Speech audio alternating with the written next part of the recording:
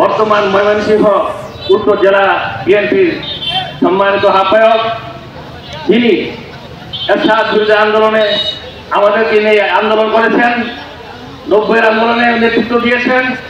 ওই 90 আন্দোলনে এরশাদ হটানোর পরে যে নির্বাচন হয়েছিল, সেই নির্বাচনে ওনার নমিনেশন পাওয়ার কথা ছিল। উনি যদি ওই দিন নমিনেশন পেতেন, অর্থাৎ ওনার নমিনেশন যদি ওই দিন ছিনতাই করে নিয়ে যাওয়া না হতো, আজকে উনি থাকতেন সাবেক এমপি। আজকে আমাদের সেই নেতা, প্রবীণ নেতা জনাব অধ্যাপক এ.কে.এম. এনায়েতুল্লাহ মঞ্চে উপবিষ্ট আছেন। আজকের পরিচালক বিএনপি হালরঘাট উপজেলা শাখার সংগ্রামী সদস্য সচিব আবু হাসান ফজলুল কবির হয়েছি। গত বছর 4 নভেম্বর আমরা এখানে প্রথম কারাবন্দী দিবস পালন করেছিলাম। সেখানে আমাদের নেতা সৈয়দ আদনান সালেফি নিজে উপস্থিত ছিলেন। আজকে উনি সৌদি আরবে আছেন, আপনারা শুনেছেন। উনি সেখানে উমরা হজ পালন করে এখন দেশে ফেরার অপেক্ষায় আছেন, জেদ্দাতে অবস্থান করছেন। বন্ধুগণ, আজকে যে উদ্দেশ্য নিয়ে আমরা এখানে হাজির হয়েছি, একটি কারাবন্দী দিবসের যে করুণ কাহিনী, যে একটা আবেগঘন সময় আজকে আমরা উপস্থিত হয়েছি।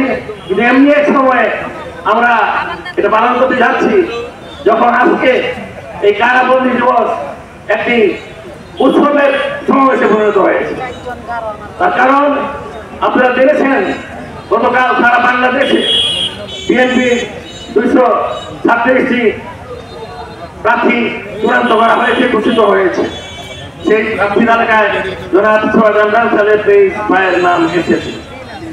আজকে গতকাল যদি ওনার নাম আমরা না পেতাম, প্রার্থী তালিকায় ওনার নাম ঘোষিত যে কোনো কারণে নাম ঘোষিত না হতো, আজকে আমাদের বক্তব্য ধারা থাকতো অন্যরকম।